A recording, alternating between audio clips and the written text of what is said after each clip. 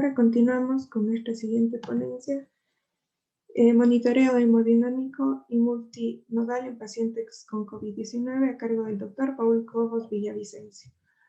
Doctor en Medicina y Cirugía por la Universidad de Cuenca, especialista en Medicina Crítica y Cuidado Intensivo en la Universidad de La Sabana, Bogotá, Colombia, médico tratante de la Unidad de Cuidados Intensivos, Instituto del Cáncer Solca en Cuenca, médico tratante de la Unidad de Cuidados Intensivos del Hospital Universitario del Río, jefe de área en Cuidados Intensivos, Hospital de Especialidades José Carrasco Arteaga, docente de la Facultad de Medicina de la Universidad de la SUAY, cuenta con varias publicaciones en revistas indexadas médicas, instructor del casting, control avanzado de sangrado en trauma y cirugía mayor, e instructor de traqueotomía percutánea.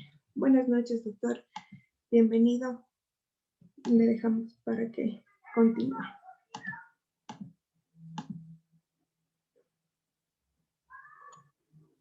Buenas noches con todos. Muchísimas gracias por la invitación. Felicitaciones por la organización de este evento.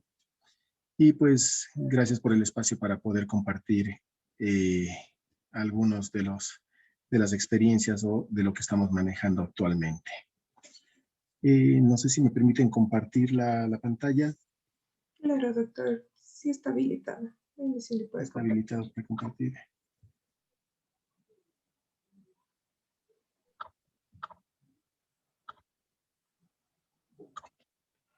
Ahí podemos verla. Sí, doctor. Listo. Bueno, ahora vamos a hablar un poquito sobre la monitorización hemodinámica en los pacientes con COVID, ¿sí? Básicamente no tengo ningún conflicto de interés para la realización de esta charla. Y quiero empezar las cosas diciendo pues que ahora en los tiempos de COVID pues la medicina cambió totalmente, cambió radicalmente, ya que de la medicina tradicional que teníamos la suerte de practicarla, cambió desde factores psicológicos como el estrés, el saber a qué no nos enfrentamos ahora, y sobre todo al tener que utilizar, como vemos en las imágenes, esas son imágenes del Hospital del Seguro Social, donde vemos la forma como trabajamos, ¿sí? Bajo situación de estrés, depresión y con toda esa cantidad de ropa, con las gafas empañadas y cosas así que cambiaron totalmente la visión. Imagínense a todo esto, con todo el temor, con todo el respeto que se tiene a esta enfermedad, tener que utilizar un estetoscopio muchas de las veces o tomar actitudes tradicionales de cómo examinábamos al paciente a lo que es actualmente. Entonces, saben decir que la pobreza o la necesidad es la madre de los inventos, ¿sí? Y más que inventos en este momento es haber optimizado recursos que tal vez teníamos en segundo plano o que los creíamos de súper especialidad para poder controlar o poder hacer el seguimiento a nuestros pacientes. Con esta pandemia, lo que pudimos ver que desde enero del 2020, ¿sí? Hemos presenciado grandes cambios, ¿sí? O grandes estudios y una avalancha de información. Si ponemos en un buscador científico COVID-19, vamos a ver que en el lapso de 365 días se lanzaron casi 2.000 artículos, ¿sí? Eso es decir, una producción de alrededor de 100 artículos diarios sobre una misma enfermedad. Inicialmente sobre el comportamiento clínico. En Lancet empezó hablándose, ¿sí? Sobre la sintomatología y las complicaciones que presentaba esta enfermedad, viendo que la gran mayoría, un 30%, debutaban o presentaban un síndrome de distrés respiratorio asociado a fallo cardíaco, sobre infecciones bacterianas por las intervenciones que se realizaban. En febrero, otra publicación de Lancet del Dr. Chen reporta las complicaciones de este tipo de pacientes con neumonías en el 75%, con un patrón característico de vidrio deslustrado, neumotórax espontáneo, ya empiezan a ver en bajos porcentajes, y se mantiene pues, el distrés respiratorio. Hacia mediados de marzo, ¿sí? Las complicaciones con mayor probabilidad de mortalidad, y ya recuenta aquí que el paciente que presenta SDRA se mueren un 89% versus los pacientes que no lo presentan la enfermedad, fallo cardíaco prácticamente el 60% de mortalidad, fracaso renal agudo, shock y coagulación intravascular diseminada en algunos casos. ¿Sí? Y así por el estilo, hasta mayo se iban publicando ciertos datos. Luego se describen alteraciones en los exámenes de sangre, ¿sí? En los cuales vemos la característica de linfopenia. Empiezan a verse casos de trombocitopenia, la elevación del dímero D, que como vemos son marcadores de la enfermedad, la alteración de los reactantes de fase aguda, ¿sí? Y sobre todo problemas que se van viendo después con coagulación, que estos pacientes presentan mucho de cuadros trombóticos. Se describen mucho de pacientes que desarrollan un cuadro de tromboembolia pulmonar, pero muchos de ellos incluso sin tener una trombosis venosa profunda.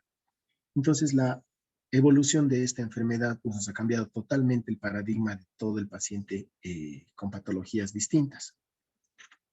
Fisiopatológicamente, desde el punto de vista cardiovascular, la unión de este virus a los receptores de la angiotensina van a producir, por una parte, inflamación, invasión viral hacia los pulmones y hacia el corazón. Esta inflamación lo que va a producir es activación de las células de respuesta con una tormenta de citoquinas, en la cual hay una sobreexpresión de la interleuquina 6, interleuquina 7 e interleuquina 22. Y esta sobreinflamación, este exceso de inflamación, esta sobrereactividad, por una parte hace que haya una ruptura de una placa inestable o inestabiliza más aún la placa, y esto va a producir un síndrome coronario. Por otro lado, esta sobreexpresión de las interleuquinas va a producir infiltración a nivel de los cardiomiocitos, produciendo una miocarditis y una miocarditis fulminante en algunos de los casos, ¿sí? Y desarrollo de falla cardíaca como tal. Entonces, es un contexto dentro del punto de vista cardiovascular que produce mucha alteración. Si vamos a otro de los ejemplos o de los comportamientos de esta enfermedad, esta excesiva respuesta inmunológica va a producir dos lesiones marcadoras. La una, que es una lesión endotelial, una endoteliopatía, en la cual se mezclan dos problemas. El uno, un estado procoagulante de la enfermedad con una vasoconstricción refleja. Esto asociado al trastorno de hipercoagulabilidad, ¿sí? Van a producir, por una parte, microtrombosis, ¿sí? Una microangiopatía trombótica, lo cual va a desencadenar en falla orgánica múltiple, y si tenemos como foco, como órgano blanco, el pulmón, pues va a desarrollar un distrés respiratorio, y por otra parte, estos cuadros trombóticos lo que van a dar es una macrotrombosis, eventos tromboembólicos o trombóticos, que de esos los que más representación dan son infarto agudo de miocardio, tromboembolia pulmonar y eventos cerebrovasculares. Aquí el problema grande que hemos tenido con los eventos cerebrovasculares es que probablemente estos pacientes están en posición prono, sedados, ¿sí? Y la exploración neurológica se va dificultando cada vez más. Y muchas de las veces, el momento que despertamos al paciente para ponerlos en un protocolo de respiración espontánea, nos damos cuenta que tiene un defecto, un déficit neurológico. Como dijimos, varios de los artículos que están reportados hablan sobre las complicaciones derivadas del COVID, y de este artículo del Circulation está la incidencia, la prevalencia del tromboembolismo pulmonar en pacientes con COVID. Ellos entre febrero y marzo describieron 107 pacientes y compararon la frecuencia de embolía pulmonar comparando con otras patologías de UCI que no sean respiratorio COVID. Ellos vieron que en pacientes con COVID la diferencia es de casi 14 puntos en el incremento de la frecuencia de embolía pulmonar. Un 20% contra un 6% en pacientes que no tengan la patología respiratoria. Y describen como factores asociados la elevación del dímero D, un antígeno del factor de von Willebrand, y la presencia de estos factores le da un riesgo de presentar la enfermedad de 1.8 veces más. En los pacientes que tenemos que presentan una enfermedad tromboembólica, debemos hacer debemos retomar los factores de riesgo para esta enfermedad, ¿sí? Entonces, pacientes que tengan una neoplasia activa, que tengan antecedentes de eventos trombóticos, que sean mayores de 70 años, que tomen anticonceptivos orales o estén en el periodo periparto, hablemos, necesitan o tienen mayor riesgo de presentar una enfermedad tromboembólica. El índice de masa corporal es otro de los puntos y por eso que en esos pacientes hacemos una monitoría de hemostasia tomando en cuenta sobre todo dímero de fibrinógeno, el recuento plaquetario y en casos severos tenemos que ver cómo van los productos de degradación del fibrinógeno, los monómeros de fibrina y factores de coagulación. Entonces, con esta revisión más o menos de la fisiopatología y eso, nos nace la inquietud. Monitorizamos a estos pacientes, con qué objetivo lo monitorizamos y sobre todo para qué nos sirve la monitoría. ¿No es cierto? Estamos claros que necesitamos monitorizar al paciente. Es un paciente de alto riesgo, tiene diferentes patrones hemodinámicos y sobre todo tenemos que saber cómo intervenimos y qué respuesta vamos a tener al tratamiento. El objetivo final del tratamiento, ¿sí?, en el paciente hemodinámico es optimizar el aporte y consumo de oxígeno, ¿sí? Y aquí tenemos las variables de las cuales depende el aporte de oxígeno. El gasto cardíaco, el contenido arterial de oxígeno, y para el gasto cardíaco, pues obviamente monitorizar o regular la frecuencia cardíaca, el volumen sistólico y parámetros de oxígeno en sangre. Obviamente vamos a manipular la precarga, la contractilidad y la poscarga. El objetivo final de esto es mejorar el gasto cardíaco, incrementar la contractilidad del corazón como bomba, optimizar las resistencias vasculares sistémicas con el fin de mejorar el aporte de oxígeno a los tejidos. En los pacientes con COVID, el Dr. Shi describió en un reporte de 416 pacientes, de los cuales 57 de ellos fallecieron, que presentaron, la causa de fallecimiento en ellos fue en un 10% enfermedad coronaria, en 4.1% falla cardíaca y eventos cerebrovasculares en un 5.3%. En este estudio demostraron que el odds ratio de estos casos se eleva en 4.2. Todo esto está derivado de que la infección asociada que se presenta en estos pacientes se deben a daño miocárdico y arritmias. Recordemos que en una fase inicial del tratamiento del COVID utilizábamos muchos antivirales, antirretrovirales y la cardiotoxicidad por estos fármacos era importante. La asociación con hidroxicloroquina y todos los medicamentos que se utilizaban en un principio pues tenían muchos efectos cardiotóxicos y esto no es actual en este tipo de pacientes. Ya desde las epidemias del SARS y del MERS se vio el comportamiento particular del SARS, que los pacientes presentaban mucho de hipotensión, miocarditis, arritmias y muerte súbita. Y los pacientes de MERS daban más una miocarditis y falla cardíaca. En los pacientes de COVID actualmente se ha visto que la infiltración de las células miocárdicas por células inflamatorias es una característica particular. Y por esto la elevación de biomarcadores es un factor pronóstico determinante en ese tipo de pacientes. El paciente que durante su evolución presente elevación de enzimas cardíacas, el pronóstico o el desenlace es menos favorable. Este es uno de los estudios que reveló que los pacientes que estaban en unidades de cuidados intensivos, que recibían vasopresores, de acuerdo a las series que se utilizaron en diferentes partes del mundo, iba desde un 35 hasta un 88%. Es decir, hasta un 94%, perdón. Casi todos los pacientes que están con COVID en las unidades de cuidados intensivos, con alto compromiso de su estado general, presentaban necesidad de vasoactivos. Esto abre un paréntesis para analizar la causa de la inestabilidad hemodinámica. Unos dicen es hipovolemia por el aumento de pérdidas o porque se estudió que los balances positivos son perjudiciales para este tipo de pacientes y se hacía una restricción hídrica muy severa, o que el paciente estaba séptico o sobresedado, en los cuales había vasodilatación, o que básicamente el paciente tiene una disfunción ventricular per se, sea por antecedentes de falla cardíaca, por la gran inflamación que tiene producto de las citoquinas, por una miocarditis o iatrogénica, no iatrogénicamente, pero un efecto secundario de la ventilación mecánica, ¿sí? Cuando ponemos un PIB muy alto, acordémonos que eso tumba el ventrículo derecho y eso también nos va a perjudicar en la función ventricular.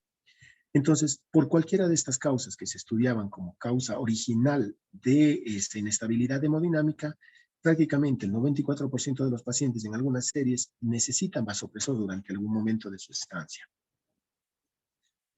Este es otro estudio que hicieron, es como una encuesta, una entrevista a nivel mundial, en la cual se vio que se definió mediante una encuesta a 1,000 médicos, a 1,000 intensivistas o 1,000 médicos que estaban en contacto con este paciente, de cuántos utilizaron vasopresores, por ejemplo, ¿sí? Y tenemos que muy frecuentemente los vasopresores eran utilizados en un 56%, frecuentemente, mitad, digamos, un 27%, y la otra mitad, prácticamente un poco menos de la mitad, pues se utilizaba en menos forma. Al igual con el uso de los inotrópicos, ¿sí? Inotrópicos se utilizan mucho menos, ¿sí? Pero la monitoría de los pacientes mediante ecocardiografía se hacía en más de la mitad de los pacientes. Como vemos, de toda la población que se encuestó, el 46% correspondió a médicos de Europa, luego le seguía Sudamérica con el 26%, Norteamérica con el 18% y el resto de continentes un menor porcentaje. De este mismo estudio, pues, quienes les hicieron ecografía, vieron que el 53% encontraron un patrón normal, un patrón ecográfico cardiovascular normal, hiperkinético un 43%, con compromiso volémico un 22%, disfunción ventricular del 21% y un 20% de dilatación ventricular derecha. Y así también preguntaron en esta encuesta cómo usted evalúa la respuesta a fluidos. La gran mayoría actualmente lo está haciendo mediante ecografía, otros con pruebas dinámicas como la variación de presión del pulso, ¿sí? Con elevación pasiva de las piernas, con variación del volumen sistólico y con otros métodos en algunos casos. Igual, la monitoría del gasto cardíaco, la gran mayoría, el 53% mediante ecocardiografía, ¿sí? Y con otros dispositivos, el resto de pacientes, el resto de médicos, perdón. Y la saturación venosa, pues la mayoría, el 94% de un catéter venoso central común, el 10% con catéter de fibra óptica y el restante mediante catéter de Swan-Ganz, un catéter simple o un catéter de fibra óptica. De todo este estudio, el consolidado lo que da es que cuando en Europa tienen un enfermo, las mediciones del gasto cardíaco, la gran mayoría fue por eco, la respuesta a fluidos fue también por eco, el diagnóstico de edema pulmonar fue por eco, ¿sí? En un menor porcentaje mediante radiografía y en un porcentaje no despreciable pues con medición de agua extravascular pulmonar. La monitoría de la presión arterial mediante catéter arterial, catéter femoral o con el brazalete de la presión, ¿sí? En Sudamérica, la realidad que se acerca a nosotros, pues gratamente la sorpresa es que la medición del gasto cardíaco en un gran porcentaje se realiza con eco, ¿sí?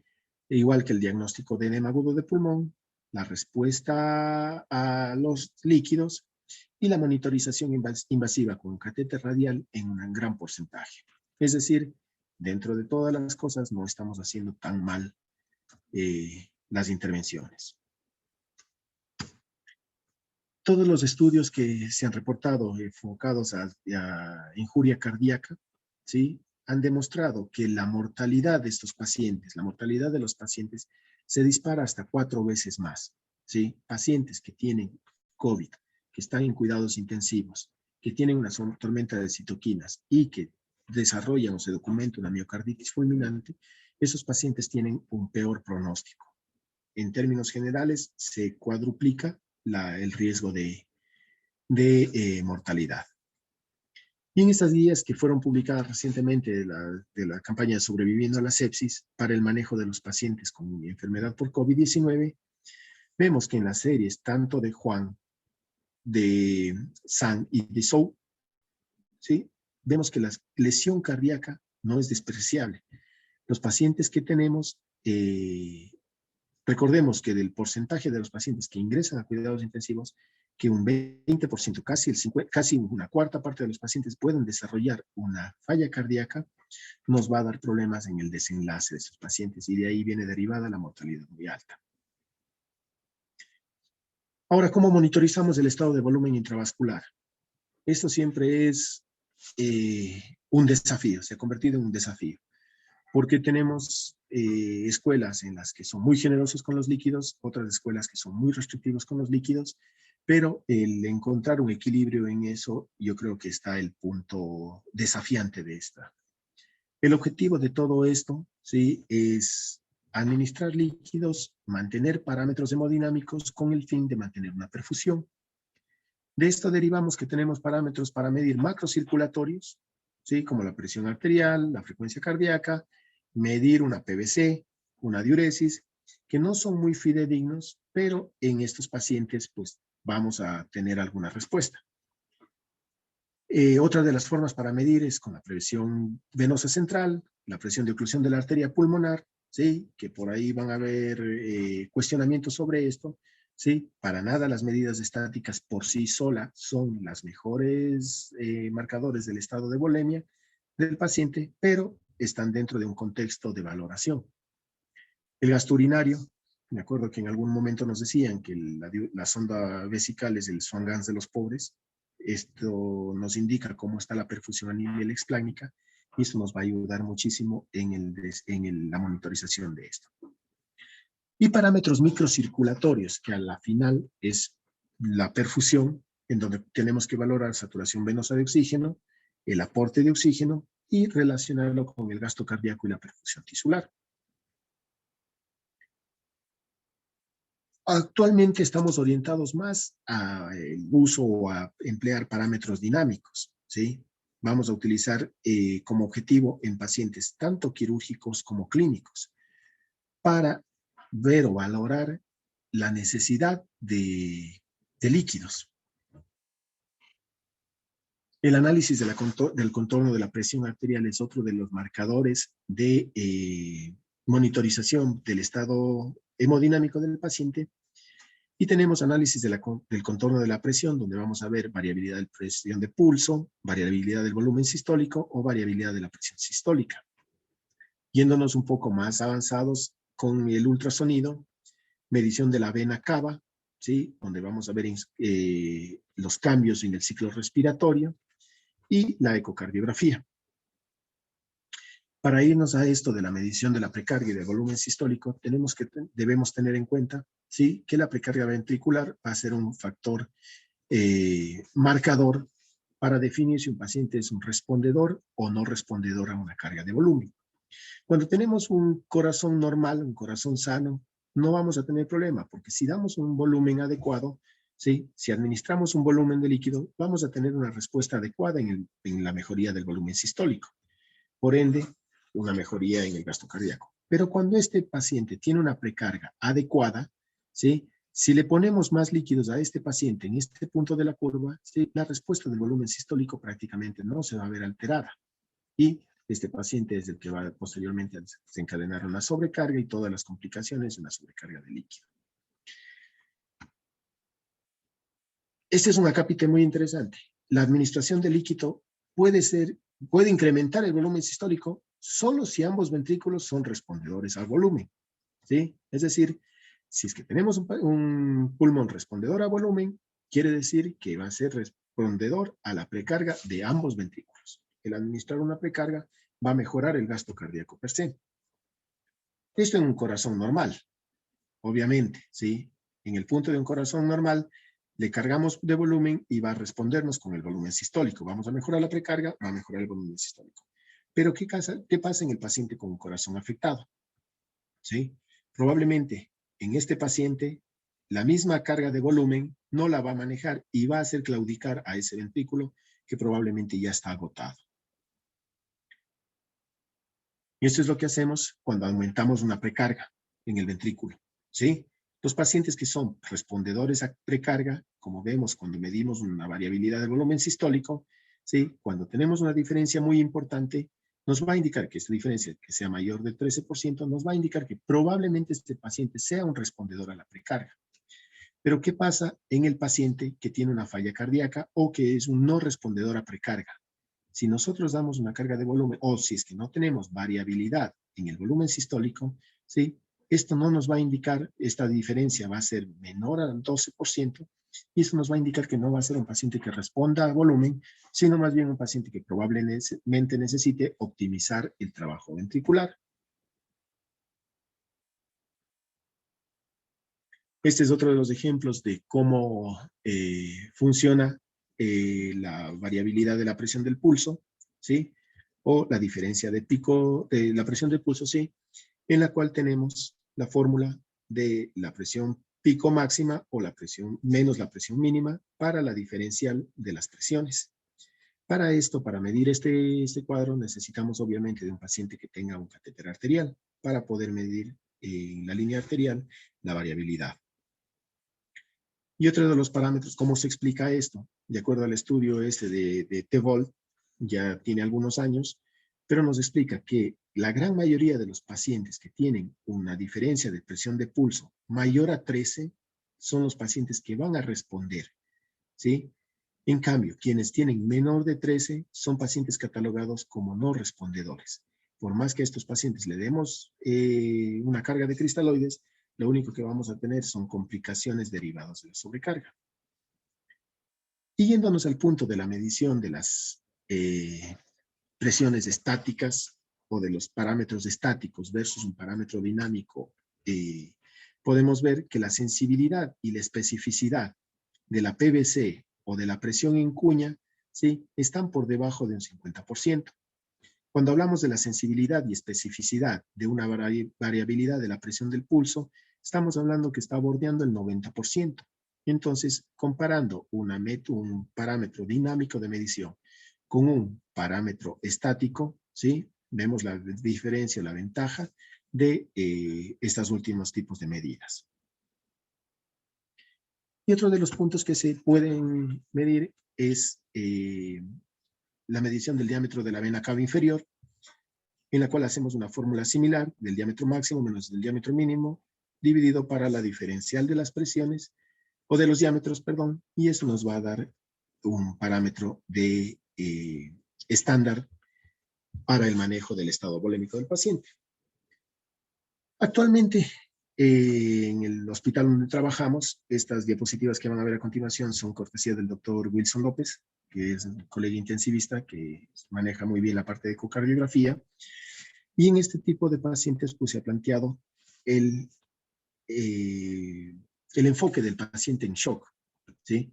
En el cual vemos en primera instancia, vamos a ver, ojalá no nos falle el video, ¿sí? Vemos un paciente que tiene una vena cava, ¿sí?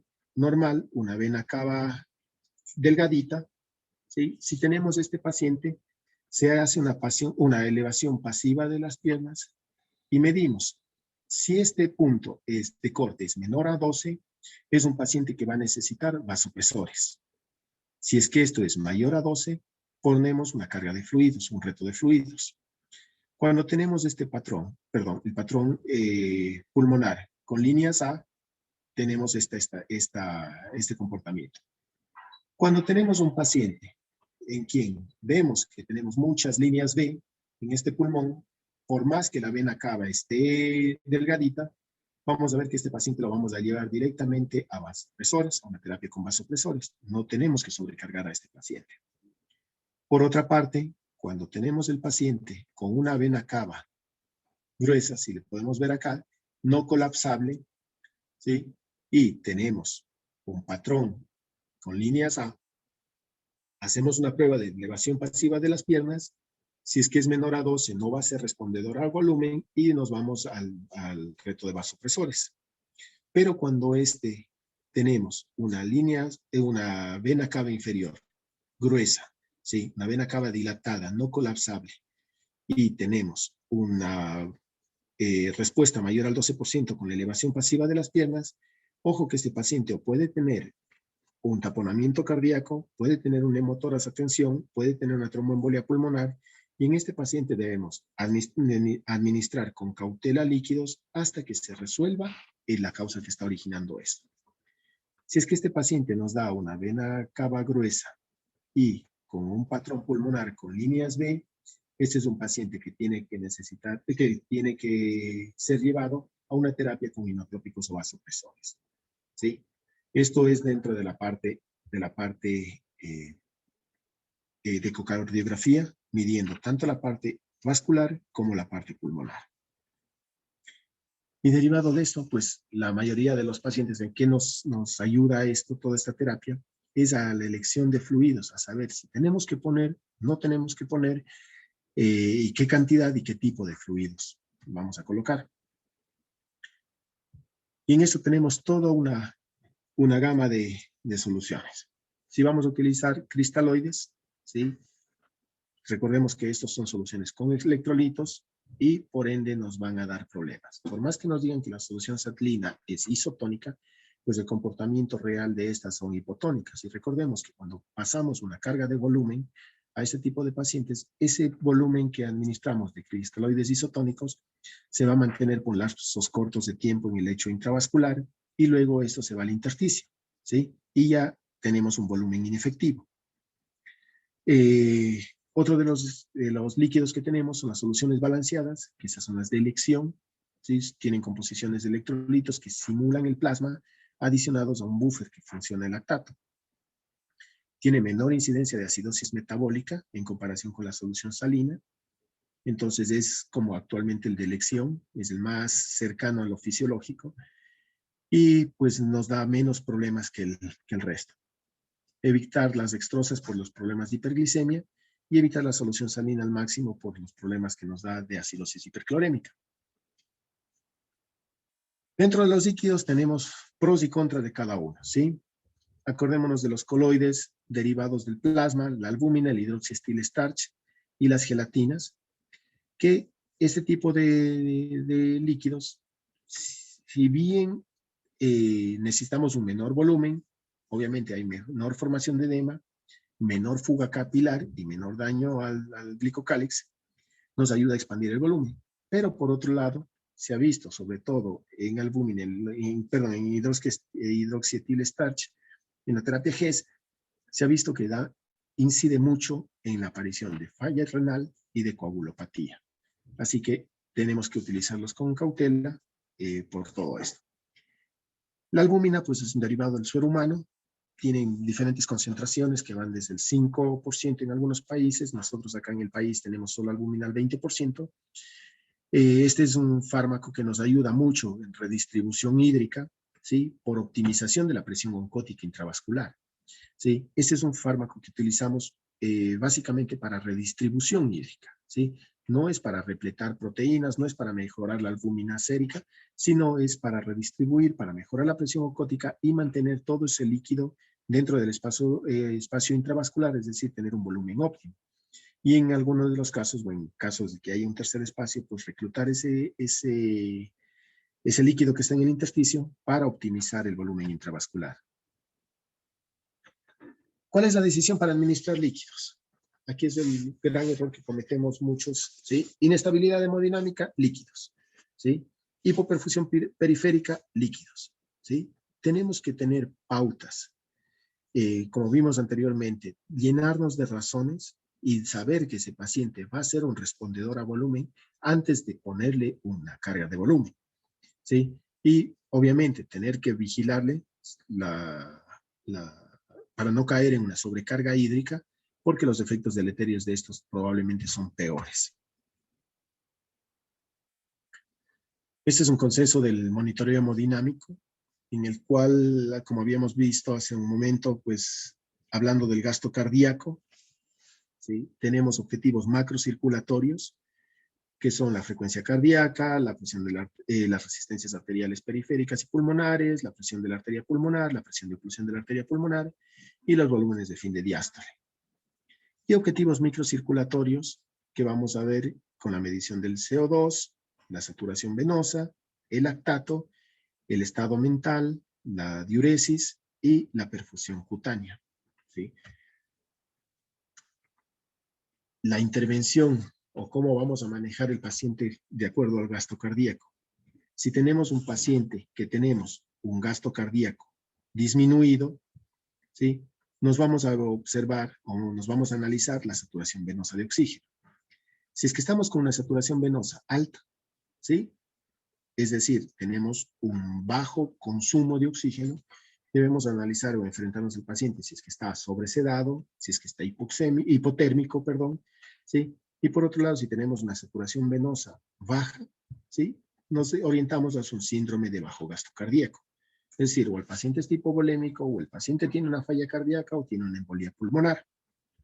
Cuando el paciente tiene un gasto cardíaco elevado, con una saturación venosa alta, estamos hablando de un cuadro hiperdinámico. Es decir, el paciente está acusando por un cuadro séptico, por un cuadro de inflamación, ¿sí? O un flujo sanguíneo excesivo. Ojo en este punto, los pacientes que están siendo sobreintervenidos con terapia vasoactiva. Y cuando tenemos un paciente con un gasto cardíaco elevado, una saturación venosa baja, ¿sí? Es el paciente que probablemente tiene una anemia, tiene una hipoxemia o tiene un alto consumo de oxígeno. Dentro de esto, las claves para el monitoreo hemodinámico, tenemos que tener claro las cosas, ¿sí? Ninguna técnica de monitoría es la última palabra o es la verdad absoluta, ¿sí?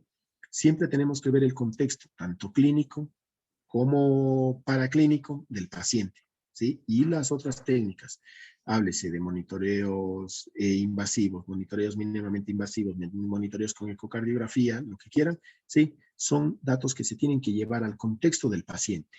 Esto no es matemáticas, no es que 1 y 1 es igual a 2, sino que tenemos que verle al paciente en su contexto. Por eso decimos que los datos que se obtengan deben ser lo suficientemente seguros para influir en una decisión terapéutica. Como segundo paradigma de esto, tenemos que los requerimientos de monitoría van a variar de acuerdo al tiempo, ¿sí? A la disponibilidad. De nada sacamos decir que somos expertos en ecocardiografía si vamos al hospital y probablemente el ecocardiógrafo o no lo tenemos o se dañó o está usándose en otra área. Entonces, por eso debemos tener un conjunto de herramientas que nos permitan ayudar al paciente. El entrenamiento del personal que realiza eso, tenemos que individualizar al paciente, ¿sí? No todos los pacientes necesitan todo el tipo de monitoría, no todo el paciente necesita lo más avanzado en monitoría, ¿sí? Lo que sí, el paciente que tenemos en una unidad de cuidados intensivos, debemos monitorizarlo con una línea arterial, con un catéter venoso central, para identificar, para poder ayudarnos a ver las variables de respuesta a volumen. El catéter de arteria pulmonar nos va a ayudar en algunos casos para ver sobre todo el comportamiento del ventrículo derecho, en el caso individualizado de que sea necesario. Los valores no son absolutos para todos los pacientes, ¿sí? Los pacientes que tengan cifras de presión arterial pueden ser diferentes dependiendo si es un paciente joven, si es un paciente senil, si es un paciente previamente hipertenso, si es un paciente quien se ha documentado aterosclerosis, van a diferir mucho en el parámetro de presión arterial. La PVC, que es uno de los parámetros más echados de menos, tiene una baja sensibilidad porque no tenemos actualmente un valor certero de que la PVC ideal es tanto, ¿sí? Hay pacientes con hipertensión pulmonar, con EPOC, que pueden tener presiones normalmente elevadas, ¿sí? No quiere decir que cuando esté elevada está con un comportamiento de una disfunción ventricular o que cuando está baja van a tener falta de volumen, ¿sí? Entonces la PVC es como uno de los parámetros que van siendo relegados, pero que dado el momento, si es lo que se tiene y en el contexto del paciente, pues puede servir de utilidad. El ajuste del gasto cardíaco tiene que ser optimizado de acuerdo a la demanda metabólica, ¿sí? Lo que dijimos hace un momento, cada herramienta que tenemos, si es que es clínica, si es que vemos parámetros microcirculatorios, si es que vemos herramientas de monitoría invasiva, si es que vemos herramientas de medición de gasto cardíaco por cualquiera de estas, es una pieza del rompecabezas. El rompecabezas lo armamos con todo el contexto del paciente, ¿sí? Un paciente hipotenso, por ejemplo, con bajo gasto cardíaco, puede ser por hipovolemia, por disminución de la contractilidad o por obstrucción, ¿sí? Entonces debemos saber cuál es el verdadero contexto del paciente. Gasto cardíaco bajo no es sinónimo de solo volumen. Pueden haber otras causas diferentes que estén produciendo ese estado de bajo gasto cardíaco. Sí debemos, yo soy un fiel defensor de la saturación venosa de oxígeno, de los parámetros de perfusión medidos por gasometría arterial y venosa, ¿sí? Así que es uno de los parámetros muy útiles. La saturación venosa de oxígeno nos ayuda para ver cómo está la perfusión, cómo está el aporte y el consumo de oxígeno. Lo único que cuando utilizamos saturación venosa tiene que ser idealmente saturación venosa mixta, ¿sí? Tomado una muestra de la arteria pulmonar, pero en la mayoría de los casos no tenemos eso y podemos tomar de un catéter venoso central que esté con ubicación intratorácica y con eso podemos extrapolar los resultados que tenemos. Cuando tenemos el tener parámetros hiper, ¿sí? Acuérdense que todo lo hiper ya está en desuso prácticamente, ¿sí? No es bueno tener a un paciente con gasto cardíaco alto, con una saturación venosa alta. No es bueno el paciente hiperhidratarlo, hipertensarlo, ¿sí? Son cosas que no nos van a beneficiar. Acordémonos que si ponemos muchos líquidos, la sobrecarga hídrica da peor resultado. Hay alteraciones en la perfusión, hay daño en el glicocálix. El exceso de inotrópicos también ponen un estrés, un sufrimiento al ventrículo, ¿sí? Pacientes que tengan problemas coronarios, va a aumentar el consumo miocárdico de oxígeno y va a haber problemas con la perfusión coronaria. Y una saturación venosa elevada, probablemente, de hecho, lo que nos refleja es que no se está extrayendo el oxígeno adecuadamente a nivel celular. Entonces, ninguno de los parámetros hiper son buenos en ese tipo de pacientes. Recordar que el gasto cardíaco es un estimado, no es una medición exacta, ¿sí? Cuando se miden por diferentes métodos pueden tener una pobre correlación y las técnicas de termodilución son las que son tomadas como referencia. Se puede optar por cambios en la monitoría hemodinámica por periodos cortos de tiempo, ¿sí? Pacientes, ojo, que tengan sangrados importantes pueden afectarse. La evaluación de la respuesta a líquidos intravenosos y si es que hay respuesta o no en la inotropía o a los vasodilatadores. Es decir, si a un paciente le tenemos monitorizado con un catéter de Swan-Ganz o tenemos monitorizado con un sistema de vigileo, con cualquiera de esas estrategias, ¿sí? Podemos complementar esto, ¿sí? Tranquilamente con una elevación pasiva de las piernas, podemos complementar con ecografía, con una ecocardiografía y en su conjunto pues poder armar ese rompecabezas del que hablábamos. Se prefiere la medición de las variables hemodinámicas de manera continua, sobre todo las variables, las que tienen relevancia son las variables dinámicas, más que las estáticas. Por eso PVC y presión en cuña por sí solas han caído en desuso, pero en el contexto general del paciente pueden ser útiles. La presión arterial es útil solo en hipotensos o en hipertensión arterial severa como parámetro único. Y cuando hablamos de monitoreo hemodinámico tenemos que saber las claves para cumplir con los criterios de monitoreo hemodinámico ideal. ¿Y cómo le definen al monitoreo hemodinámico ideal? ¿Sí? El que provea mediciones relevantes de las variables, es decir, importancias y que nos van a hacer tomar una conducta, ¿sí? Que sean mediciones, primero, seguras o exactas y que sean reproducibles, que se puedan interpretar los datos, que sean fáciles de usar, que sean disponibles fácilmente, que sean operador independiente, ¿sí? Porque recordemos, en el caso de ecocardiografía o de la ecografía es muy operador dependiente, necesita un entrenamiento, ¿sí? Pero cuando nos dan un valor numérico exacto, ¿sí? Es algo que sea, que ya tenga un contexto teórico, ya es más fácil la interpretación, que sea rápido en el tiempo de respuesta, que no sea peligroso, que no cause daño, obviamente que tenga costo-efectividad. En este punto de costo-efectividad, cuando hablamos de estrategias mínimamente invasivas de del parámetro hemodinámico, probablemente poner un catéter de los de última tecnología sí sea beneficioso para un tipo de pacientes, pero en un paciente que esté estable, este gasto sea impune. ¿Sí? Y sobre todo que la información que nos dé estos parámetros hemodinámicos nos guíe para una terapéutica. Siempre que hacemos algo, ¿sí? Tenemos que saber por qué lo hacemos, evaluar o intervenir y evaluar nuestra intervención, ¿sí? Como conclusiones de esto, tenemos que todas las estrategias hemodinámicas que empleemos, que vayamos a utilizar en nuestro paciente, sea con el fin de aportar un adecuado aporte, optimizar, perdón, el aporte de oxígeno, mantener al paciente euvolémico, ¿sí? Evitar los efectos deleterios, tanto de la hipovolemia como de la hipervolemia, poder monitorizar los parámetros hemodinámicos mediante pruebas dinámicas sobre las estáticas.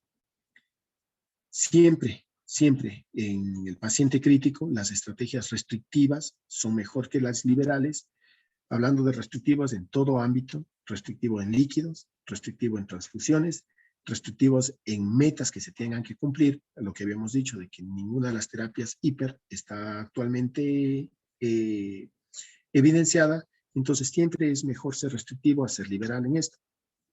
El uso en la medida de lo posible de soluciones balanceadas y todas las cosas que hacemos en este tipo de pacientes tienen que tener un objetivo, ¿sí? Las terapias tienen que ser guiadas por metas para poder cumplir y para poder beneficiar al paciente. Muchísimas gracias. Muchas gracias, doctor, por su intervención. Un tema bastante interesante. Quien tenga preguntas, por favor, levante la mano para poderle habilitar el micrófono.